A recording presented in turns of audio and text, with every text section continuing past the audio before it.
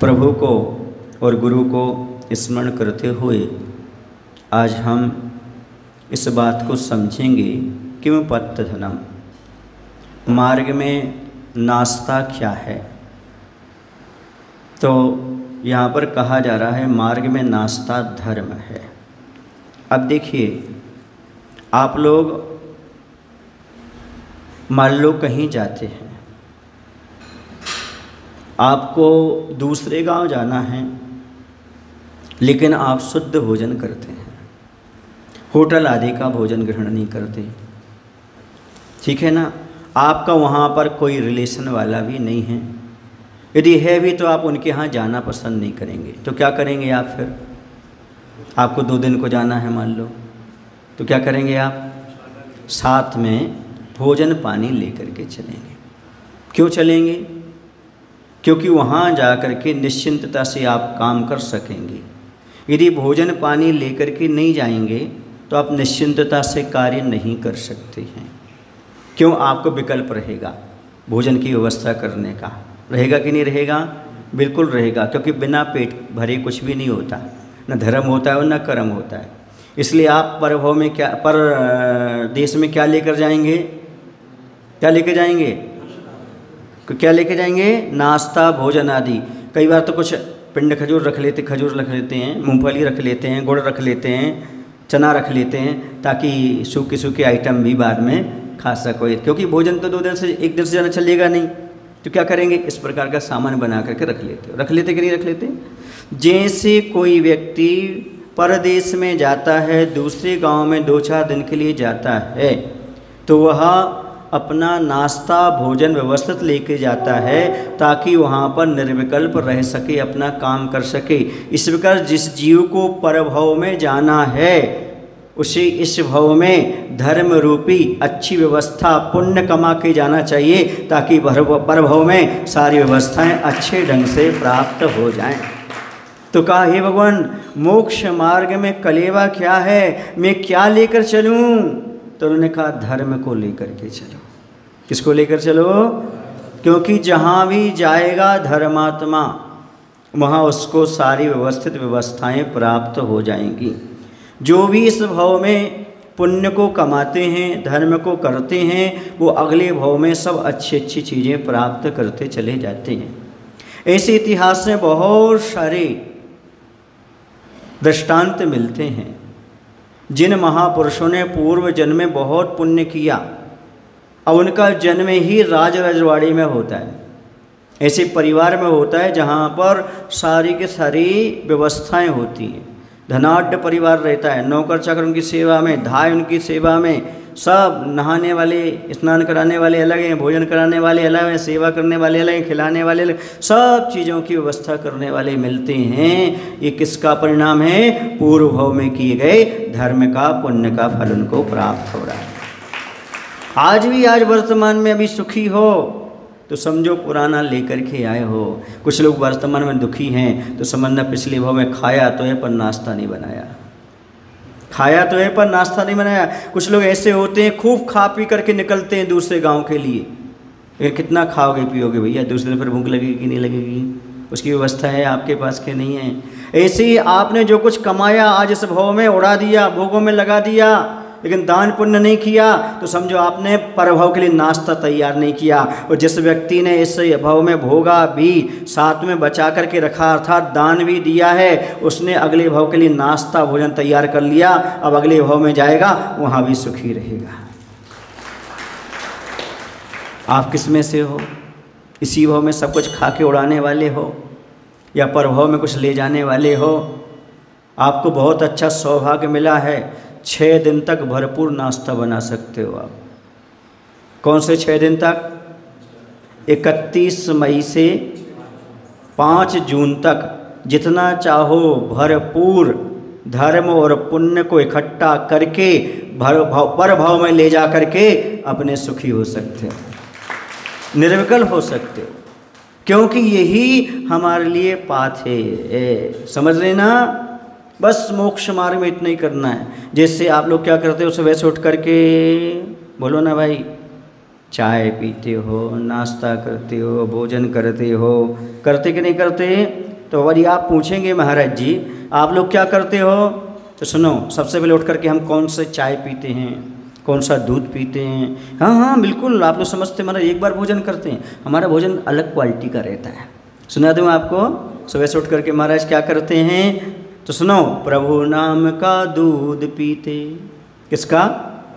प्रभु नाम का दूध पीते, आत्मज्ञान का नाश्ता, ज्ञानामृत का भोजन करते, चलते मोक्ष का रास्ता।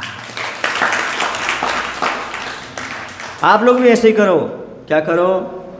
प्रभु नाम का दूध पी लो, सुबह से उठ करके प्रभु नाम का दूध पी लो, और धर्म ध्यान का नाश्ता और ज्ञान अमृत का प्रवचन का भोजन कर लो, चलो मोक्ष का रास्ता। यही है मोक्ष का रास्ता चलने के लिए। सुबह से उठ करके प्रभु नाम का प्याला नहीं कह रहा हूँ, दूध कह रहा हूँ, चाय भी नहीं कह रहा हूँ, क्योंकि लोग चाय पीते वो ठीक नहीं है। सुबह प्रभु नाम का दूध पी लो, समझ गए ना। उसके बाद क्या करना है? धर्म ध्यान का नाश्ता। धर्म ध्यान कैसे होगा? भगवान की पूजन करने से, मुनि को दान देने से। ये आपका क्या है? पूजा और दान दोनों धर्म हैं आपके लिए, श्रावक के लिए। ये अच्छे से पालन करो। और क्या करो? प्रवचन सुनो, ज्ञान अमृत का भोजन करो। यही मोक्ष का रास्ता है, इसके अलावा कोई भी रास्ता नहीं बताया। समझ आ रहा? ये करोगे तो कभी भी दुखी नहीं रहोगे, आज भी दुखी नहीं रहोगे और आगे भी दुखी नहीं रहोगे। इस भव में भी सुख से रहोगे और अगले भव में भी सुख से रहोगे। सुन रहे ना, FD करवाता है आदमी, बीमा निगम वाला एक पॉलिसी चलाता है जीवन भर। जीवन भर और जीवन के क्या बोलते हैं? जीवन के साथ और जीवन के बाद भी। पर याद रखो, जीवन के साथ आपको मिलेगा, जीवन के बाद औरों को मिलेगा। ये दुनिया की जीवन बीमा पॉलिसी है, पर धर्म की जीवन बीमा पॉलिसी ऐसी है, धर्म की पॉलिसी इस भव में भी आपको मिलेगा और परभव में भी आपको ही मिलेगा। सुन रहे ना? जीवन के साथ और जीवन के बाद भी आपको ही सब कुछ मिलने वाला है। दुनिया की बैंक फेल हो सकती है, पर धर्म की बैंक कभी फेल नहीं होती। आपके लिए 100% प्राप्त होने वाला है। दुनिया की बैंक में सैकड़ा गिना जाता है, 2 रुपया सैकड़ा, 5 रुपया सैकड़ा, 10 रुपया सैकड़ा, है ना? इतनी है ना? पर हमारे यहाँ अनंत गुणा मिलता है, सामान्य से नहीं होता है। इस बैंक में अपनी सारे की सारी चीज़ें क्या करो? सुरक्षित रखो। पुस्तक रख दो, अभी ताली बजाने में दिक्कत हो रही है आपको। हाँ, इसी विषय पर भी चलेगा। कौन सा विषय चलेगा? कि हमारे लिए नाश्ता क्या है। आखिरकार हम नाश्ता लेकर के चलेंगे तो क्या होगा, बिना नाश्ता वाले क्या करेंगे? अच्छा ये बताओ, आपको भगवान पर आस्था है? कितने लोगों को है? जिनको आस्था है उनका नाश्ता है, जिनको आस्था है उनको नाश्ता है, और मिलता उन्हें गली गली नाश्ता है, और भगवान से जुड़ता वास्ता है। आस्था रखो भगवान पर, सारा नाश्ता आपको मिलता जाएगा, रास्ता भी मिलता जाएगा, और गुरु और प्रभु से वास्ता भी जुड़ता चला जाएगा, और वास्तविक सुख आगे चल करके प्राप्त हो जाएगा। बस भगवान पर आस्था रखना शुरू कर दो आज से ही। जो कुछ मिलना है सब यहीं से प्राप्त होना है। जो कुछ मिला है ये सब हमने भगवान की, गुरु की भक्ति करके, अपना धर्म ध्यान करके तैयार किया है। ये सब बासा खा रहे हैं आप। कैसे खा रहे हैं? बासा। पूर्व जन्म में जो कमाया था सो जैन कुल मिल गया।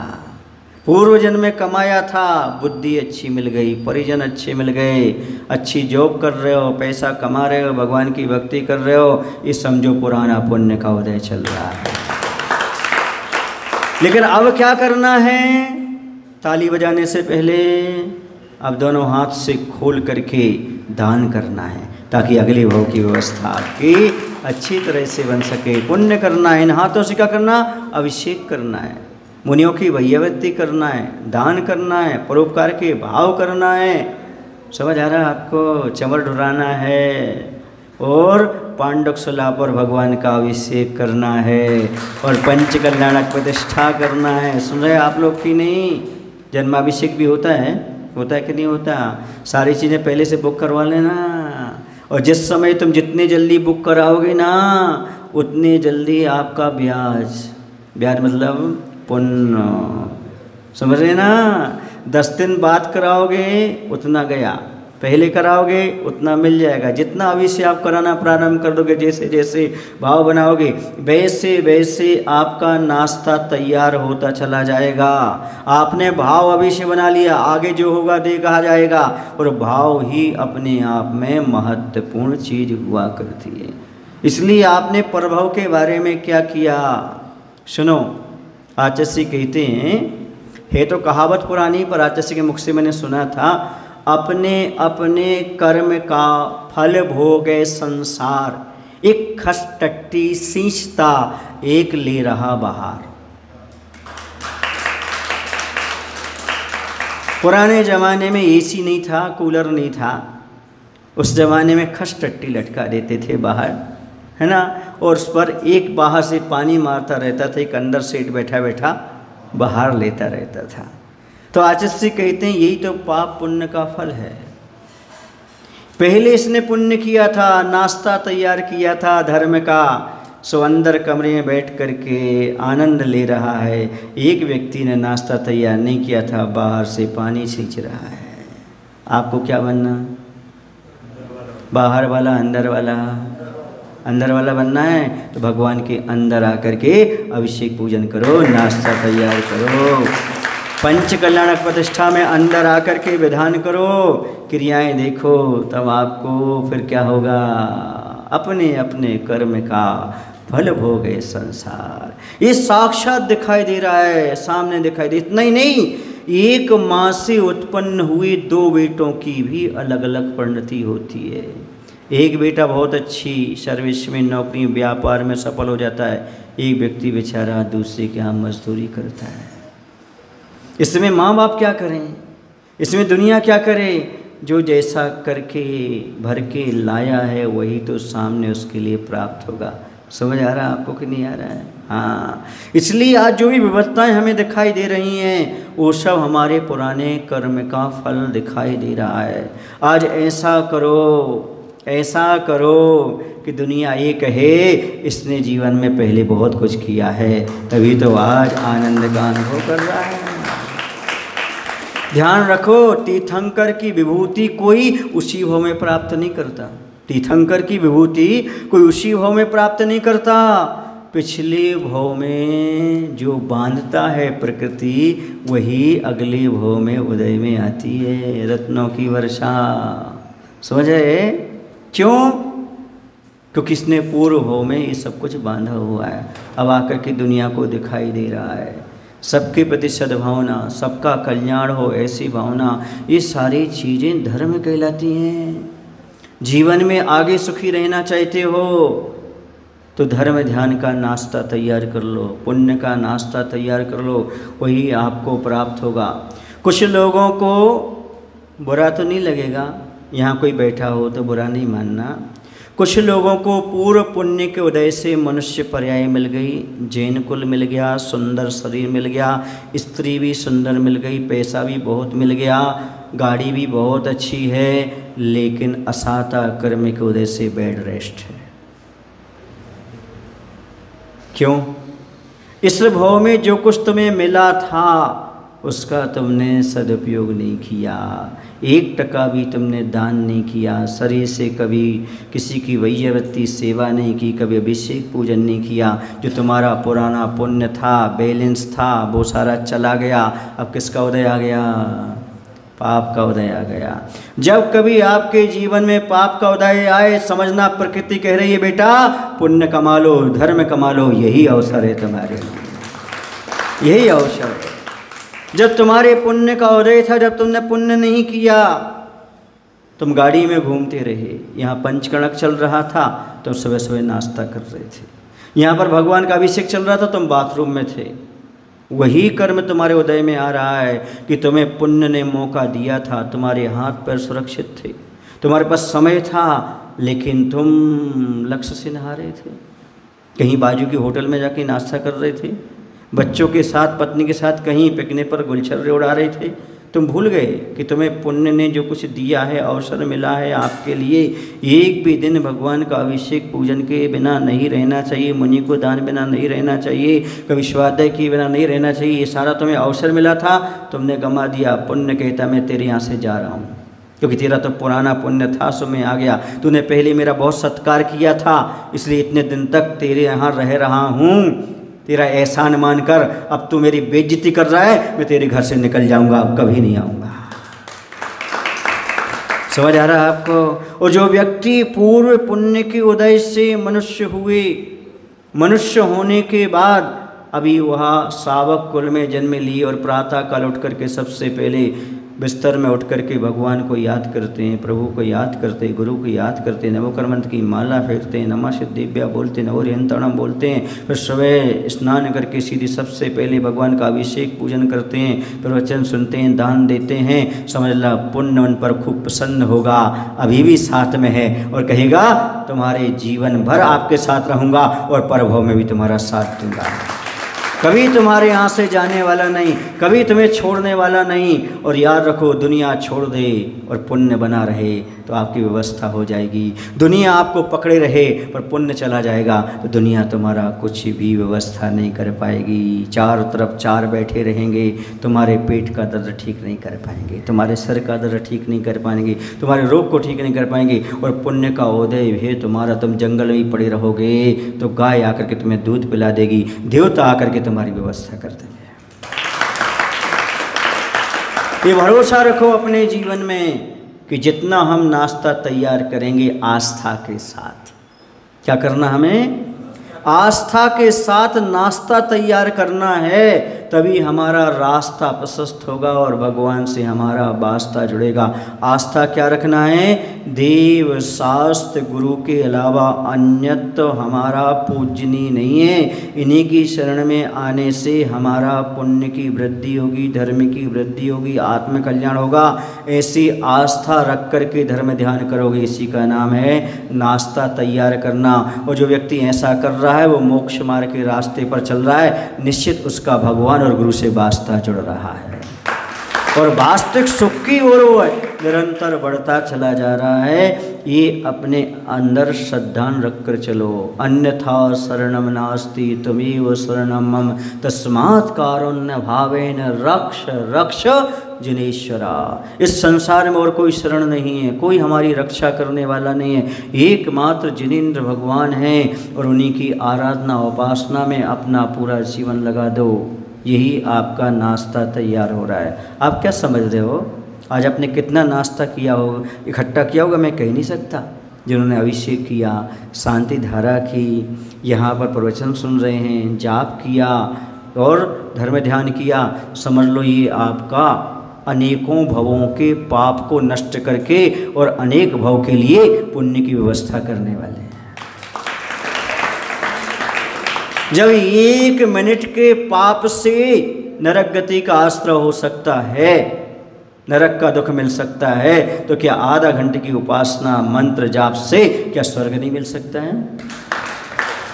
ये श्रद्धा हमारे लिए होना चाहिए। इससे हमें क्या मिलेगा, इससे हमें क्या उपलब्ध होगा? ऐसी मानसिकता मत बनाओ।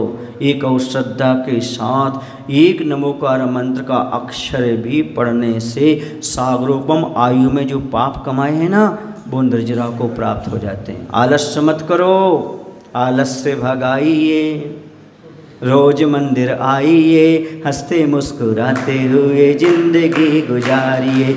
आलस ना लाइए, रोज मंदिर आइए, हंसते मुस्कुराते हुए जिंदगी गुजारिए। ये आलस्य क्यों लाते हो? आस्था जगाइए, प्रभु को निहारिए, हंसते मुस्कुराते हुए जिंदगी गुजारिए। ये आपको स्वर्णिम अवसर है मनुष्य पर्याय का। आगे मिला नहीं मिला क्या होगा इसका तो छोड़ दो आप, पहले ये देखो वर्तमान में जो हमें प्राप्त हुआ है उसका हमें सदुपयोग कैसे करना, क्या करना। कुरल काव्य में एक बहुत अच्छी बात लिखी हुई है, उसमें लिखा है, मुझसे यह मत पूछो कि धर्म करने का क्या लाभ होता है। लोग कहते हैं महाराज धर्म करेंगे तो हमें क्या मिलेगा क्या नहीं मिलेगा।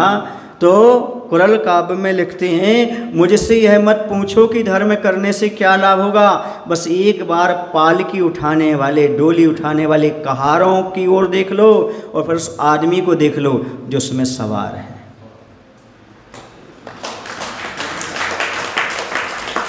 आपने डोली ले जाते देखा लोगों को शिखर जी के पहाड़ पर चढ़ते हुए, कैसे चढ़ते हैं वो बेचारे। हाँ, और एक अंदर बैठा हुआ जो डोली में है, बस जो डोली लेकर के चल रहा है पूर्व कर्म में पुण्य नहीं किया था पूर्व भव में, सो आज उससे डोली उठाना पड़ रही है। और जिस व्यक्ति ने पूर्व भव में पुण्य किया था वह डोली के अंदर बैठा हुआ चल रहा है। मत पूछो धर्म से क्या लाभ होता है, मत पूछो पाप से क्या मिलता है, बस यही देख लो आप एक रिक्शा वाला रिक्शा चला रहा है और तुम मस्ती से बैठ करके चल रहे हो। समझ आ रहा है आपको कि नहीं? ये तो फिर भी सरल है, लेकिन डोली ले जाना 9 किलोमीटर तो ऊपर चढ़ना कितना कठिन होता है।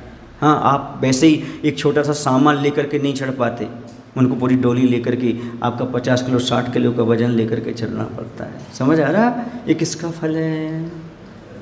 पूर्व में धर्म नहीं किया, पुण्य नहीं कमाया, इसलिए आज डोली उठाना पड़ रही है और तुम उसमें मस्ती से बैठे हुए आनंद से बैठे हुए हो, यात्रा कर रहे हो। आपने पूर्व पर पुण्य किया था, उसका फल आपको प्राप्त हो रहा है।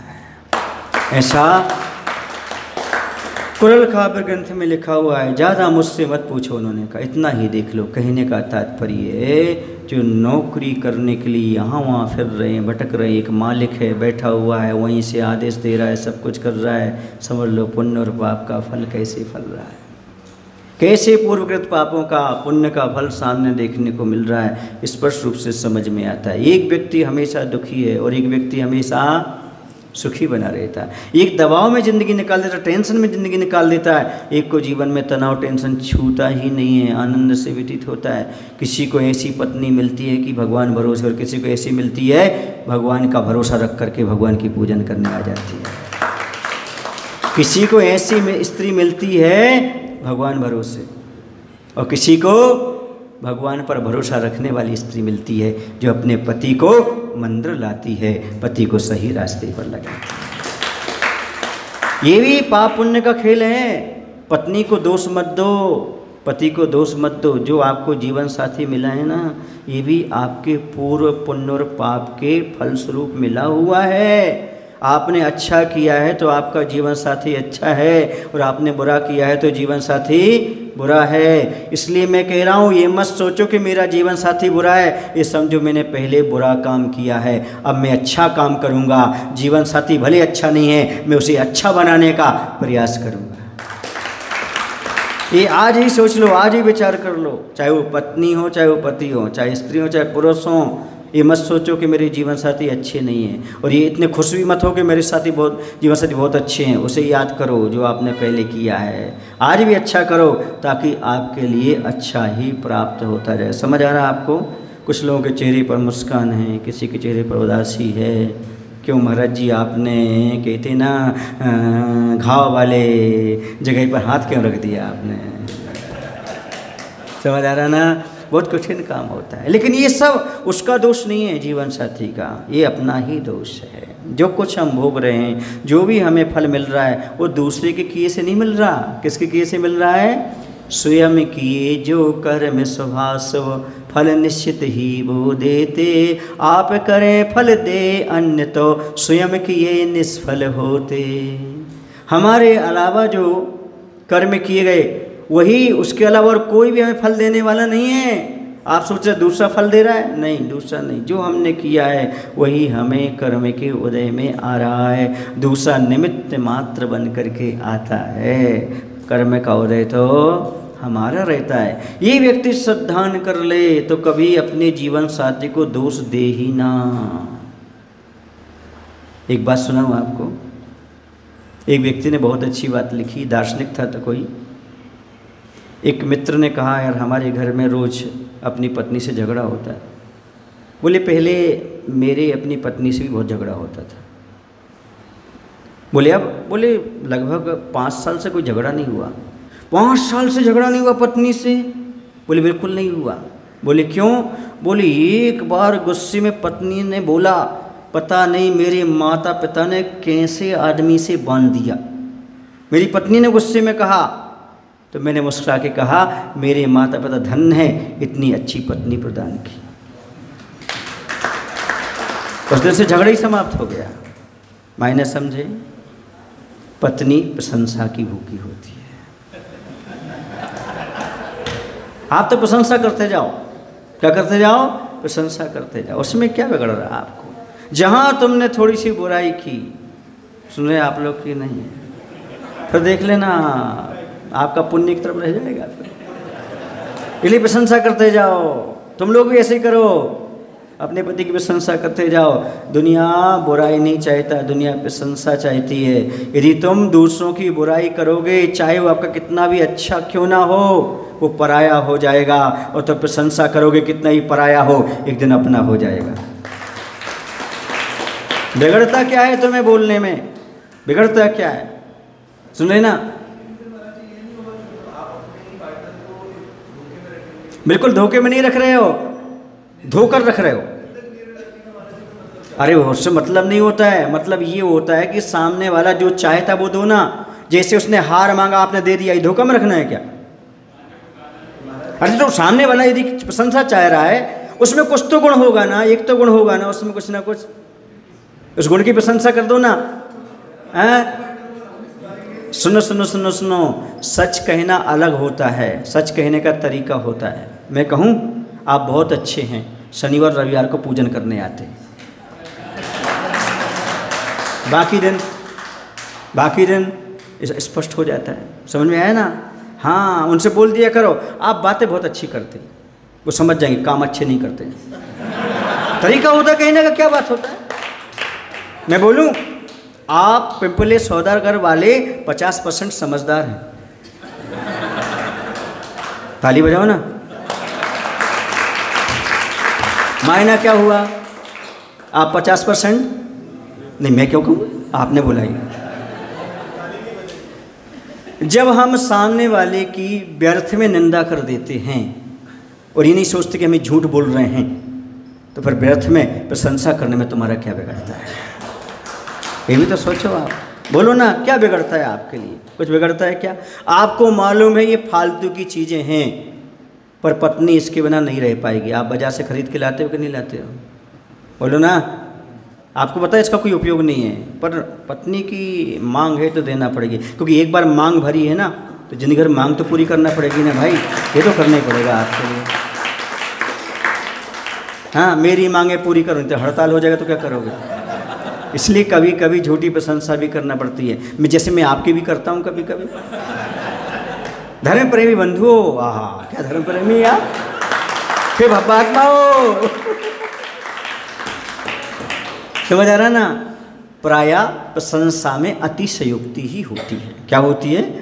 हाँ, कुछ सच भी होता है, कुछ अतिशयोक्ति होता है। जो हमारे मन में आता है वो हम बोलते हैं। जैसे अपन बोलते हैं, अब देखिएगा, हे गुरुदेव आप तो भगवान से कम नहीं हैं। अब झूठ है कि सच है? बोलो ना भाई। लेकिन हमारे लिए तो आप भगवान हैं, मैं ये मान करके चलता है। अतिशयोक्ति होती है। प्रशंसा उसी का नाम है। और प्रशंसा उत्साह के लिए होती है, बढ़ाने के लिए होती है। किसके लिए होती है? बढ़ाने के लिए होती है, उत्साह के लिए, सामने वाला सुधर जाए, सही रास्ते पर आ जाए। ठीक है, यदि आप कहते हो कि मैं प्रशंसा झूठी नहीं करना चाहता हूँ, तो सच सच बोल के देख लो। देख लो एक आध दिन सच सच बोल करके। एक बार एक सज्जन हमसे बोले, महाराज जी आप सच सच बोला करो, आप कोई भी हो, कोई कहाँ आ जाए, आप सच सच बात कहा करो। मैंने एक दिन उनके बारे में सच बोल दिया, वो आज तक नहीं बोलते। समझ आ रहा ना? कभी भी जीवन साथी से उसकी कमजोरी के बारे में सच सच मत बोलना, सच सच मत बोलना, बिल्कुल लपेट करके बोलना, यदि उसके साथ रहना चाहते हो तो। अब मैं अपनी बात बताऊं, मैं एक नगर में था, उसका नाम बरेली नगर है, रायसेन जिले में है। हाँ, एक सज्जन थे, वो अष्टमी चतुर्दशी भगवान का अभिषेक करते थे। बाकी दिन नहीं करते थे। लोगों ने आकर के मुझसे कहा महाराज जी शराब पीता है और अभिषेक करता है। क्या करता है? शराब भी पीता है और अभिषेक भी करता है। कई महाराजों ने इसको डांटा समझाया पर ये मानता नहीं। किस्मत से वो व्यक्ति आ गया मेरे पास, बैठा। मैंने कहा भाई मैंने सुना है आप अष्टमी चतुर्दशी अभिषेक करते हो। बोले महाराज जी बिल्कुल करता हूँ। हमने उस दिन तो आप शुद्ध रहते होंगे। बोले जी महाराज जी। हमने कहा एक काम करो, अब रविवार और देख लो, जो रविवार पड़ते ना उसमें और अभिषेक करना शुरू कर दो। आपका 4 दिन का तो त्याग हो जाएगा ना कम से कम। क्योंकि वहाँ जिस दिन अभिषेक करता था उस दिन शराब नहीं पीता था। उसका नियम था जिस दिन मैं भगवान को छूँगा उस दिन मैं अभिषेक नहीं करूँगा, जिस दिन मैं भगवान को छूँगा उस दिन मैं शराब नहीं पीऊँगा। उसको समझाया। उसने कहा महाराज जी जितने भी लोग आए हमारे पास आप जैसे समझाने, हम पर व्यंग किया है, हमें बुरा भला किया है। आपने पहली बार ये कहा कि तुम बहुत अच्छा करते हो, 2 दिन और करने लगो, आज के बाद हम रोज अभिषेक करेंगे, कभी शराब नहीं पिएंगे। ये धोखा नहीं है, ये फरेब नहीं है, समझाने का तरीका है। सामने वाले की बुराई कैसे छोड़े। 2 बातें और लिख लो आप अपनी डायरी में। जब भी मंदिर आना तो पुजारी बनकर आना, भिखारी बनकर नहीं आना। जब भी मंदिर आना पुजारी बनकर आना, भिखारी बनकर नहीं आना। और जब कभी भी किसी के दोष दिखाना तो मित्र बन के दिखाना, दुश्मन बन के मत दिखाना। किसी के दोष दिखाओ, मित्र बन के दिखाओ, क्योंकि हम उसका अहित नहीं चाहते, उसके दोष को निकालना चाहते हैं। चाहे आपका जीवन साथी और कुछ भी हो। आप नफरत से बात करेंगी तो ध्यान रखना, नफरत से बात करेंगे वो टूट जाएगा। और आप प्रेम से कहेंगे ये कमी, उसकी अच्छाई बताओ, कमी देखो। किसी की बुराई बताना ये आलोचना है, किसी की अच्छाई बताना, बुराई बताना ये समालोचना है। समालोचक जो होता है उससे व्यक्ति टूटते नहीं, सुधरते हैं। और आलोचक से व्यक्ति सुधरते नहीं, टूटते हैं। हमें आलोचक न बन करके समालोचक बनना चाहिए। बोले महावीर भगवान की जय। आचार्य गुरुदेव श्री विद्यासागर जी महाराज की जय।